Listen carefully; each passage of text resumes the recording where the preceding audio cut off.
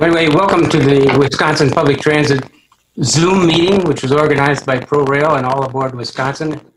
This was done in an effort to promote discussion of support needed to rejuvenate and expand public transportation services in Wisconsin as we resolve the COVID-19 pandemic barriers to social interaction. My name is Ron Wolf, and I will be serving as the host for the next hour. However, Nona Hill and Gary Goicke were instrumental in arranging for the 6 presenters with expertise in a range of transit-related disciplines that have been adversely affected by the current pandemic. Well, all right. You had block, but I suppose if you want to just give the presentation, that's fine. I'm going to try my video. It's been hit or miss. Here you are. Where you're in now. Okay. Good. Great. Well, thank you, Ron, and thank you, Nona, for setting this up. Quick update here on what's going on. First, the Hiawatha service. We had 2019 was a record year for Hiawatha ridership, 886,000 passengers. You know, when we first went to 7 round trips back in 2003, we were at like 300,000 something. So it's just been a phenomenal growth, and it's a really critical part of the transportation system, especially in southeast Wisconsin, carrying thousands of people per day. But then COVID-19 hit, and ridership essentially went down to nothing, and we dropped, you know, just days after that started happening, we dropped to, and the pandemic situation was worsening, we dropped to a 4 round trip schedule for just a couple days, and then a complete suspension of service in March. We replaced the Hiawatha with bus services, Amtrak Thruway bus, serving all the Hiawatha stops, and that generated some ridership, maybe 20-ish people per bus, 10 to 20. But that, again, that was just that single round trip, an 8:05 a.m. departure in the morning, and a from Milwaukee, and a 5:08 p.m. departure from Chicago in the evening. Then on we started developing a Hiawatha relaunch plan in late April, early May, working with Amtrak, 3-phased approach, going back to 1 round trip Hiawatha service on June 1st, and then going to phase 2 would be going to 4 round trips on June 29th, Monday, which is what we're going to be doing. And then the 3rd phase would be going back to the full 7 round trip service, and that's to be determined. So since we went to the 1 round trip on June 1st, we've been seeing roughly 50 to 75 people on each of the 2 trains, and which has been substantial. It's been it's been being operated with a 3-coach consist along with the table car. So now we are going to be on Monday going, as I said, to 4 round trips Monday through Friday.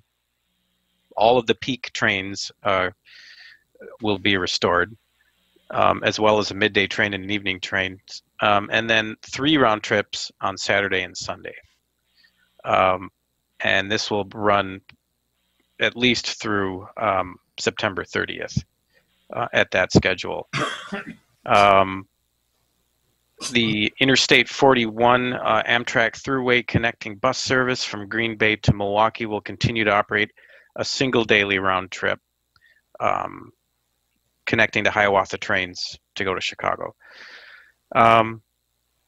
The number of consists we'll be using, obviously, for 4 round trips and 3 round trips on weekends, will be going from the single consist now to a 2 train consist that we normally have on starting on Monday. All of the coach cars being used on the Hiawatha service have gone through an extensive refresh program that was completed back in February or March. And this means the Amtrak Horizon equipment still being used, but it's been refreshed with the new synthetic leather seat cushions that are larger and easier to clean. All equipment has been deep cleaned, and new carpets and walk-off mats have been added, as well as some new lighting around the restrooms and vestibule area. The Hiawatha 10-round trip project, I'll give you a little update on that. That is continuing with the rail capacity modeling ongoing, testing different infrastructure options in Illinois to replace those projects in Glenview and Lake Forest that were removed. The host railroads, CP Rail's consultant will be reviewing the simulation modeling of the WisDOT consultant, and hopefully this summer we will know where we stand in terms of agreement on alternative improvements to get that going. But in the meantime, we are taking incremental steps to build that out. And first, we have the Muskego Yard Freight Bypass of Milwaukee Intermodal Station project. That's fully funded. It's awarded, selected for award for federal grant this spring, and we're going through now the preliminary design and the grant requirements to FRA to get that grant agreement signed. Final design hopefully will start later this year, and we're going to have a public presentation posted mid-July on our website, which will have a Muskego Yard page with comments due by July 30th. Oh, we got a mosquito here. Sorry about that. We also have the Milwaukee Airport Rail Station second platform project ongoing, which is at about 30% preliminary design now. That was also a federal grant that we received last year. We're going to be having most likely an online public involvement or public information opportunity in August, similar to what we're doing for Muskego Yard. We have also the new equipment grant that we were selected for award. That's to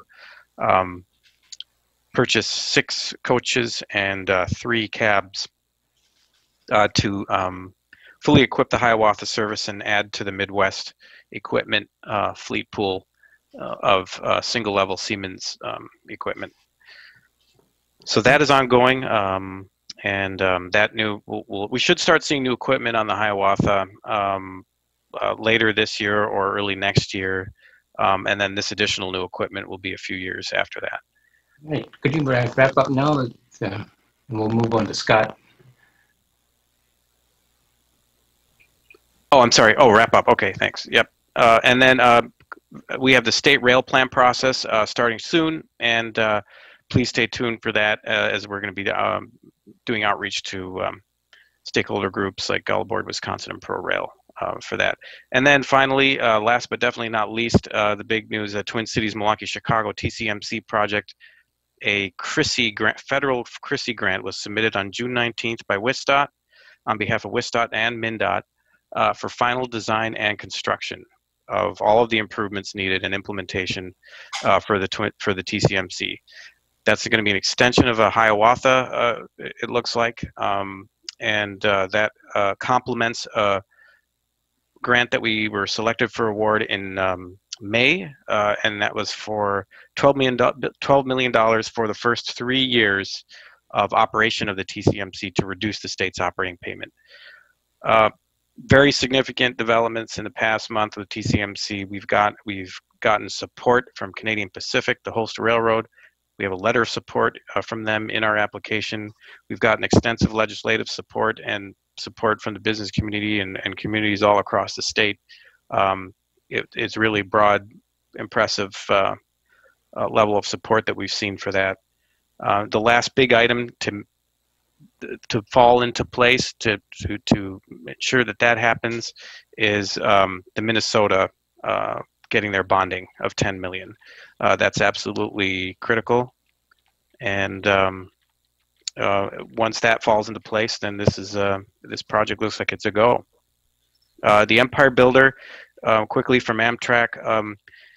Amtrak is planning to reduce that to 3 days per week starting October 1st for most of FY21. WisDOT and MnDOT are looking into that now and figuring out what outreach to do about that.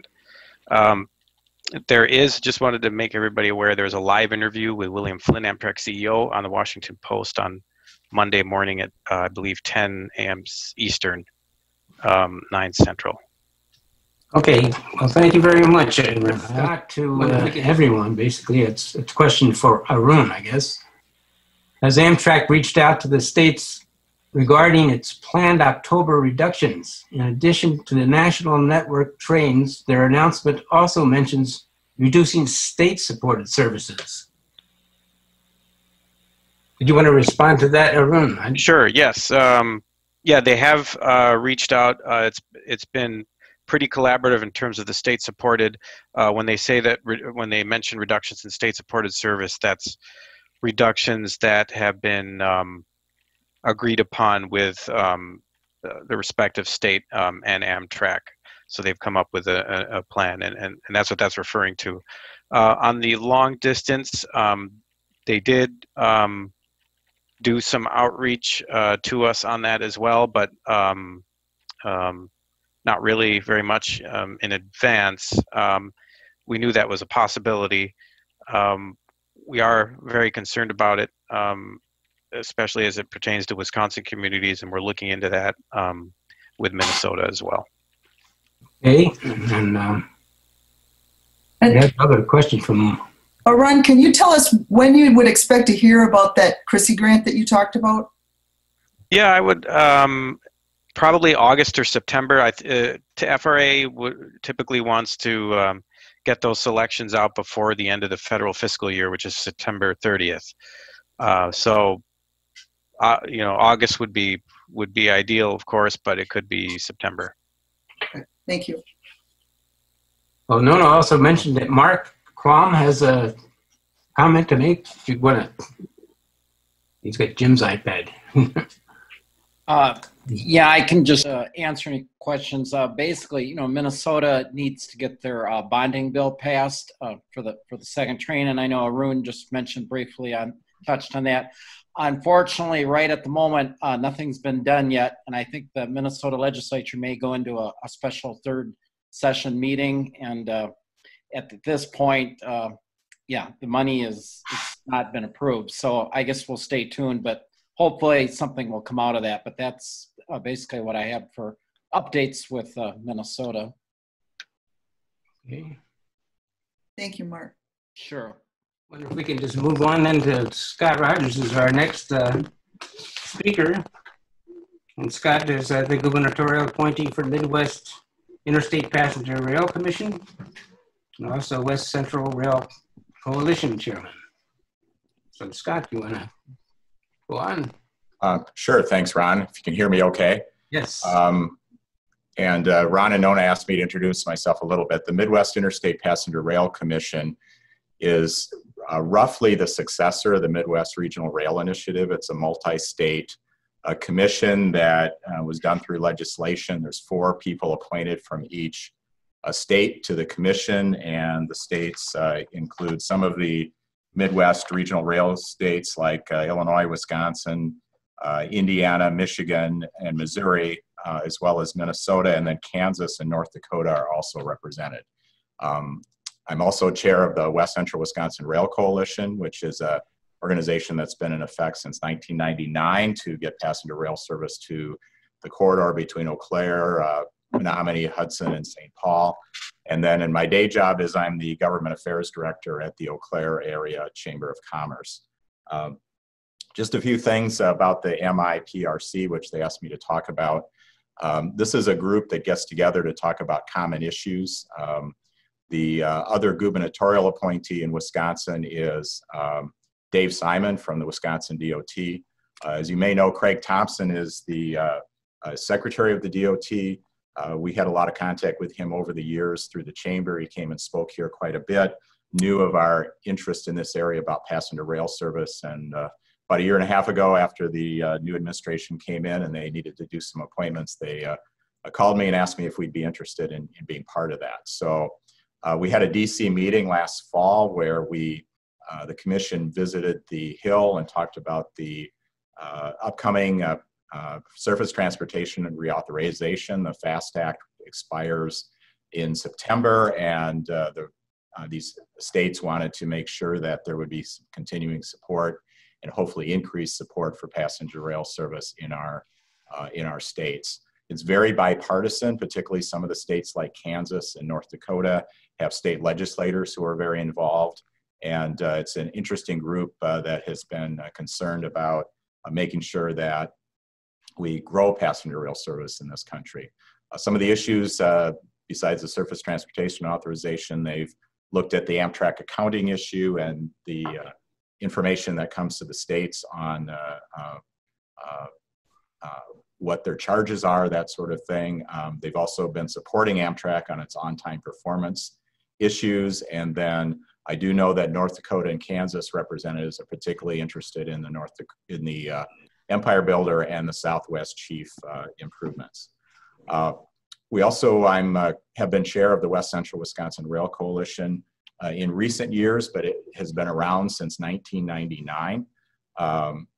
One of the things I learned when I moved to Eau Claire in 2002 was that even though we were one of the first communities to lose passenger rail service in 1963, there's a lot of enthusiasm here for getting it back and for using it on an everyday basis. In fact, I think Jackie Pavelski's on this call, and when I moved to Eau Claire and got involved in the chamber in 2002 as a member, she was the government affairs director, and I found out there had been a group here started by some significant leaders in the community to look at getting passenger rail service here. And at the time, the effort was to get included in the maps. As you know, the Midwest Regional Rail Initiative was being advocated by Wisconsin as the lead state, and we weren't on the map. And so we worked to get included in the state rail plan, which we ultimately did. But as you know, Wisconsin did not actively look at increasing passenger rail service for a number of years.